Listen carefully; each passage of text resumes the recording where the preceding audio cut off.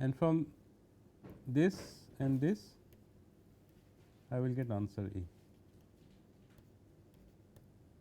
Okay, so, I am using answer there.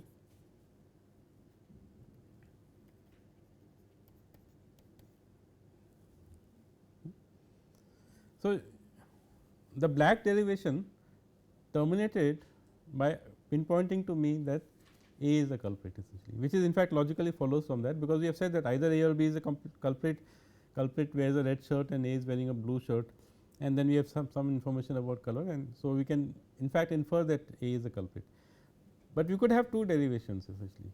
In one derivation I would not know who is the culprit, but I would still say that the query that we are interested in is this, right, that is there somebody who is a culprit. You can show that yes, the statement is true, but depending on the strategy you follow, you may or may not identify the answer essentially. So, in the next class we will look at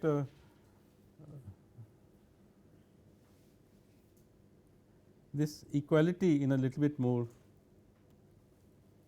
detail. In particular, I will ask a question that given A is equal to B and B is equal to C, is A equal to C. How do we prove, if somebody says that A is equal to B and somebody says that B is equal to C, how do we prove that A is equal to C essentially? And equality, we will see in the next class, is a special kind of predicate which carries forward certain hidden knowledge, which we will need to add to the system if we are able to show this. Okay, so, we are looking at the resolution method, and we want to now focus a little bit on equality.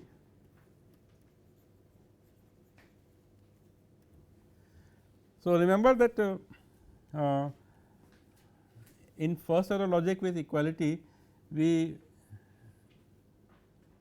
a term I is equal to term j is a formula.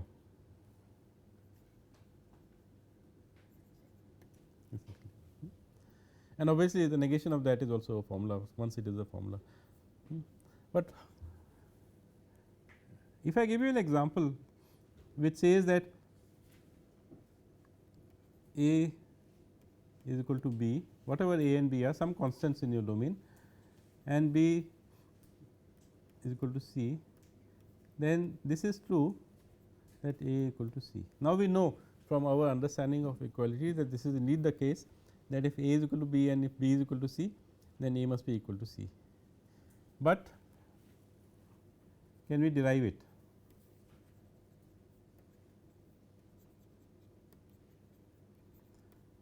Is there a proof for this essentially? Now, you can see that if I just give you those three clauses or three sentences, A is equal to B, B is equal to C, there is no way that you can arrive at the fact that A is equal to C, because unless you knew something about equality essentially. Okay. So, we need some knowledge of equality.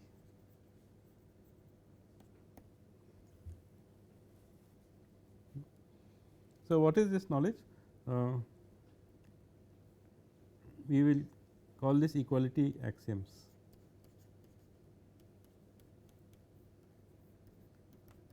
These are some true statements that we will add to any knowledge base if you are building a knowledge base which uses equality essentially. What are these axioms?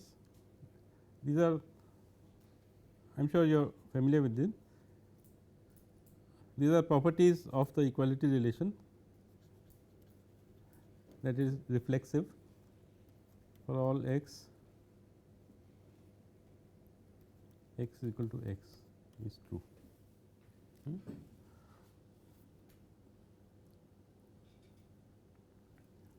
So, in in clause form you will replace this by saying x x. Then there are other properties, symmetry,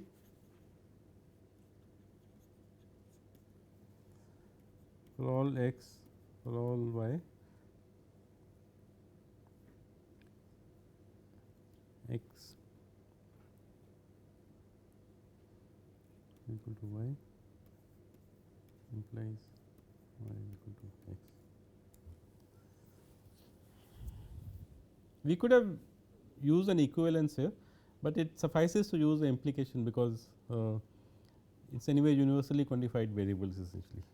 So, when you say x is equal to y implies y is equal to x, it could have been y is equal to x implies x. How do we write this in clause form? Not of x is equal to y or y is equal to x, which we will also write as x not equal to y. It is just a short form y is equal to x. Both are equivalent ways of writing this essentially. And then transitive, equality is transitive, and that is something that we need for the problem that we started with. If we say that a is equal to b and b is equal to c, then transitivity tells us that a is equal to c for all x, for all y, for all z, x equal to y and y is equal to z implies x equal to z, which we can write as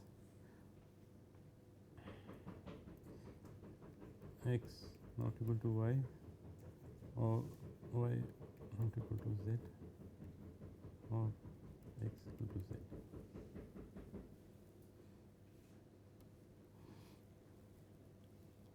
Then we have some substitution properties.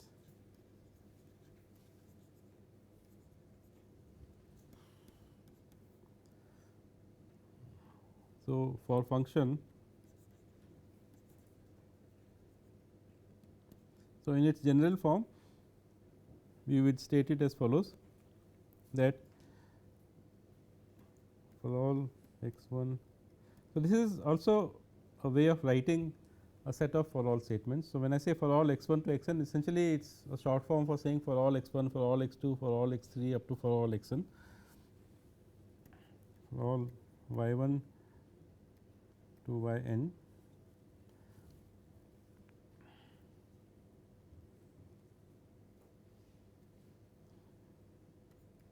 X 1 is equal to y 1 and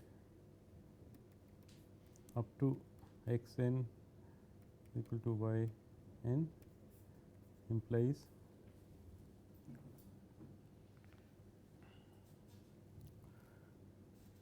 f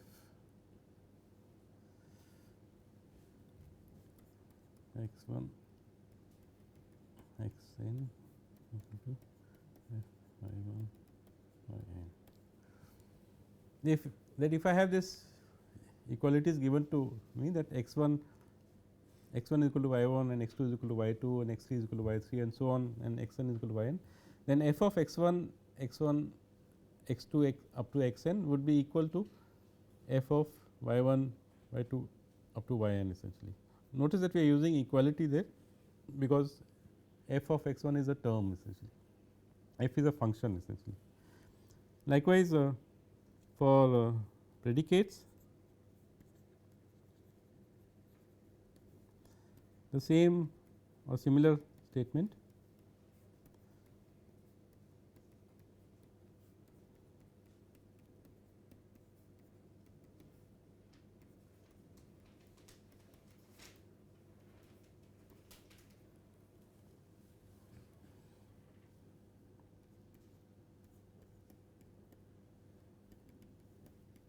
If p is a predicate on those n variables,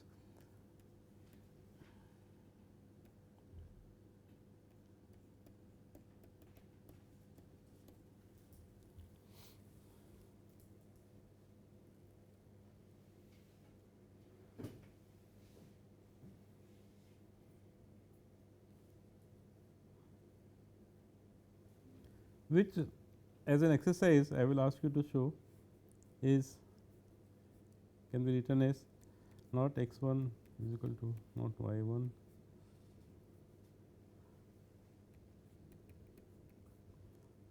not x n not equal to right y n. I am using comma here, I could have used disjunct here not p x 1 x n p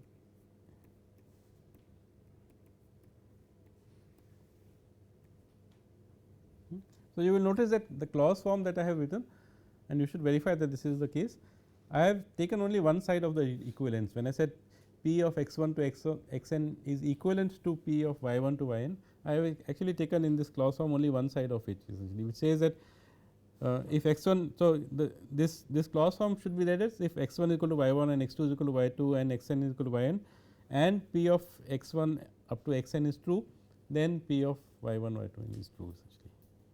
So, this whole thing on the left hand side you can put in the left hand side of the implication and whatever remains is the right hand side of the implication.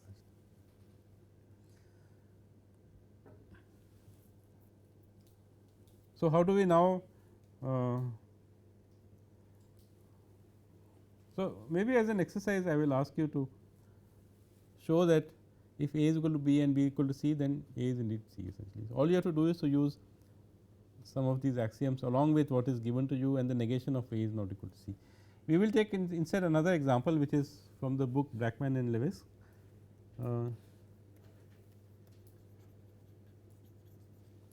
And this example says that the following is given to you for all x. I will use M and these I will just explain this. Okay, so the lowercase letters are functions. So, F stands for father and M stands for mother, and this uppercase M is a predicate and it says stands for married. So, what this statement is saying? What is it saying? That everyone's parents are married essentially. So, father of x for all x, father of x is married to mother of x essentially. So, let us take that as a given, and then we are also given a statement which says that father of John is Bill.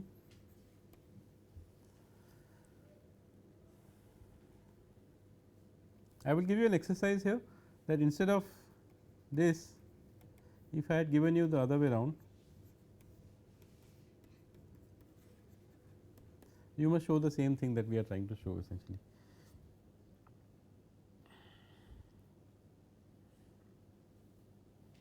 And you can see that if you use a symmetry axiom, you can convert one form into another, but this needs a little bit of practice. So, I am just giving it as a small exercise for you. But what is given to us are these two formulas in red.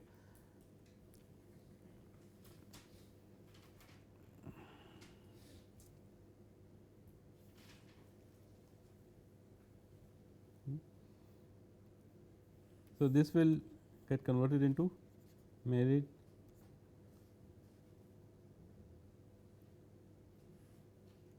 mother x mother x,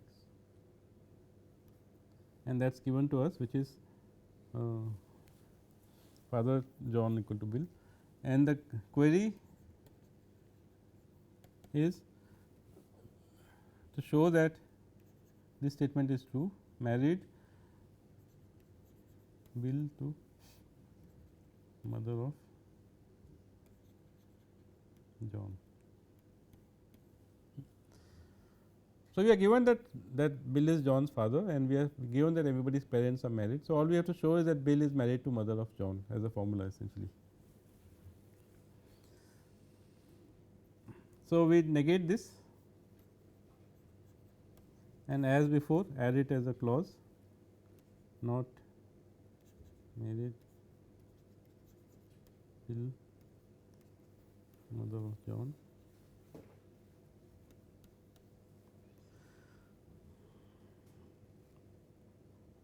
And we use the substitution for predicates to produce a formula which says that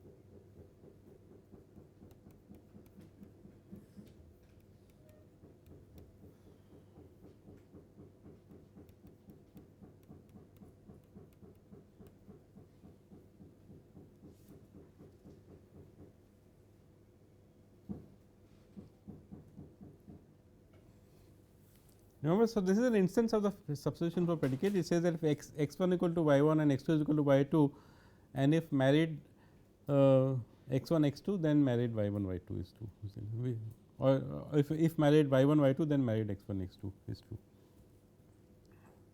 So, we can now resolve this with this by saying that the substitution is that this gets Bill and this gets mother of John. So, y 1 is here also and y 2 is here also. So, this part will go away and what will remain is the remaining, which is not married x 1 x 2 or x 1 not equal to y 1, which is Bill, or x 2 not equal to y 2, which is mother of John.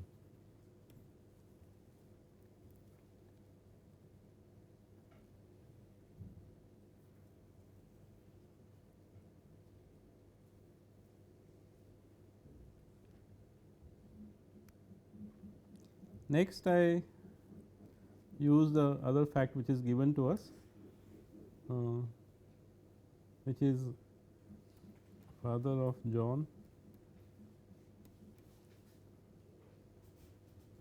equal to Bill. So, let me put them in boxes, so there is no confusion. This is a separate box.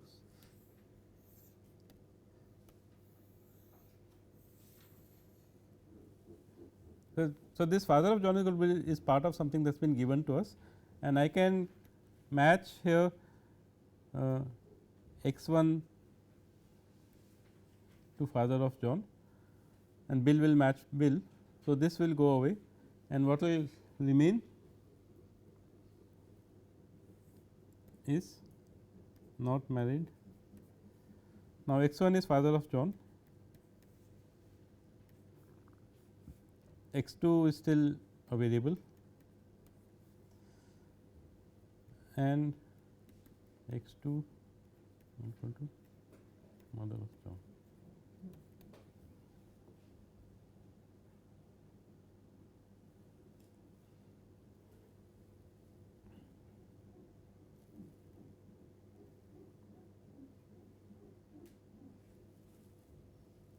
Now, I can reuse this fact that I have written on the top. Let me write it again here, that everybody's parents are married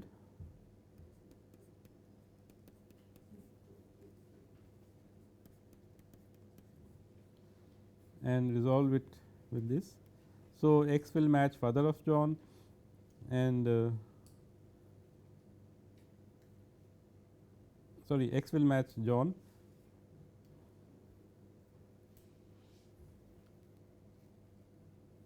and I will get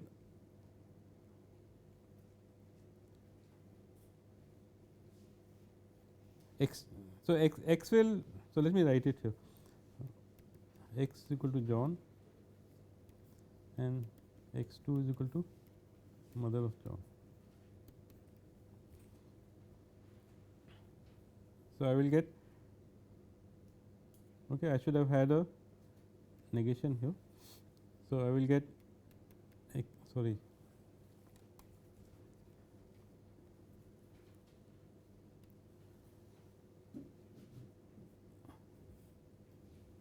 mother of John is not equal to mother of John.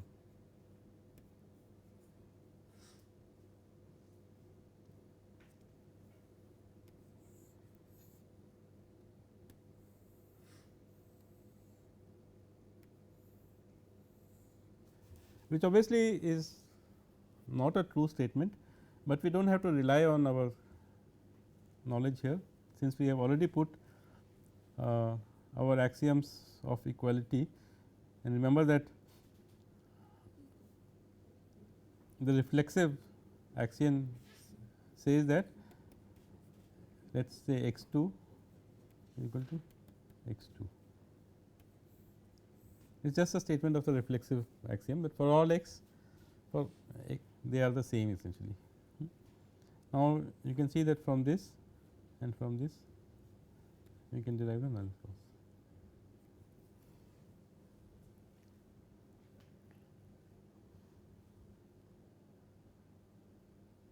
So, what did we do here? We used this substitution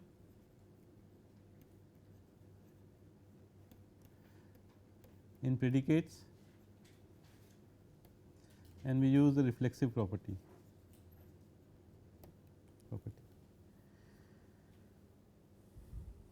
And in this exercise that I have given to you here, you will see that you will also need to use the symmetry property essentially.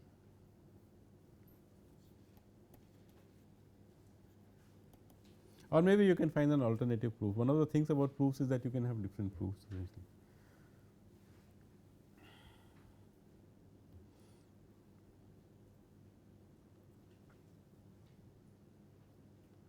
Okay, so, you can see that when we are talking about equality, sometimes we have to do a lot of work to prove some things which are fairly obvious essentially. So, here we were given the fact that everybody's parents are married, and we have been told that John is the father of Bill, and we just want to show that that John's father, which is Bill, is married to John's mother, which is mother of John. So, she is an unnamed individual here, which seems to be obvious from the given fact, but to prove it we have to go through this whole process of using all these equality axioms. So, sometimes what people have tried is that they have suggested shortcuts essentially, which we can call a special treatment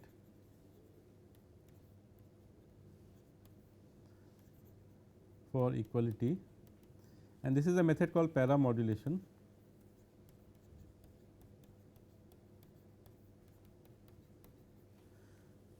So, it is another rule that we are adding to the system. So far we had only the resolution rule, but now we are adding another rule which is called paramodulation, and this rule is as follows, that if we have a set of clauses C 1 and somewhere a statement which says t equal to s. So, since we are bothered about equality, and we have another set of clauses C 2 where we have another statement which is, let us say, some predicate which involves t prime. So, this square bracket we will use to say that contains t prime. So, it is not that it is just a function of t prime, it is a function of other things also, but amongst other arguments is this variable called t prime, and the square bracket is what we will use to denote that. And then if you can find a substitution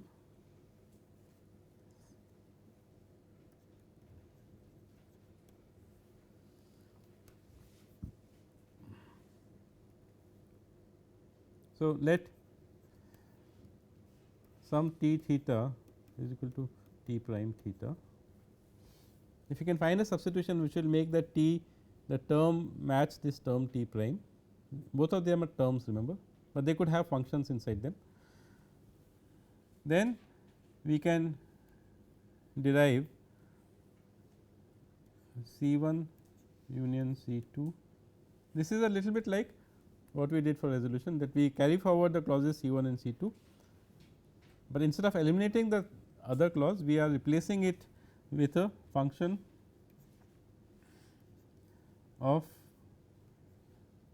this S, because we know that t equal to S, and for this whole thing we apply theta essentially. So, this new rule, which kind of is a shortcut for handling equality, is called paramodulation essentially. So, I will just illustrate it with the example that we just saw, which is that you are given father of John is equal to Bill, and let us say there is something else which we are not really bothered about, union, and then we are given something C 2 which contains this statement.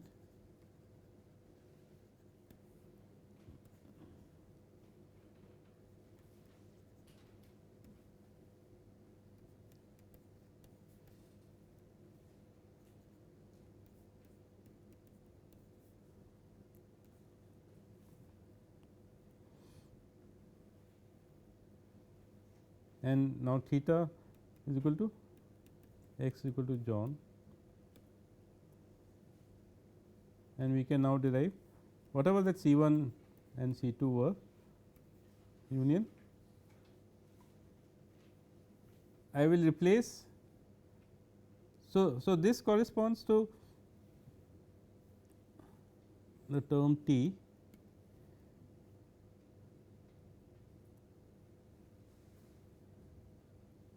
this corresponds to the term t prime, this corresponds to the term S above. So, I can replace it with S and get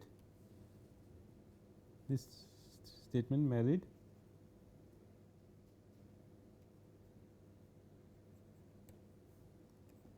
So, I can replace t prime with S, which is Bill,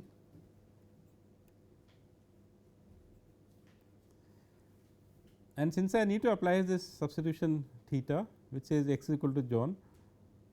So, I must get mother of John.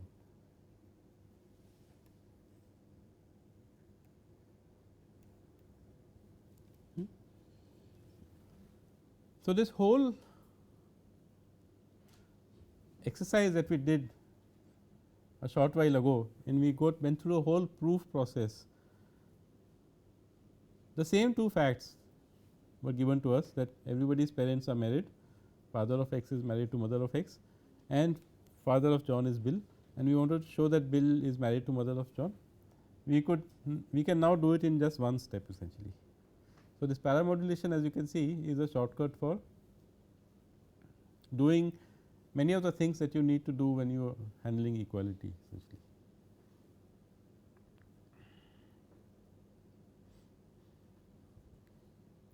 Okay, so, we will stop here, and in the next class we will continue looking at the resolution method. We will try to observe that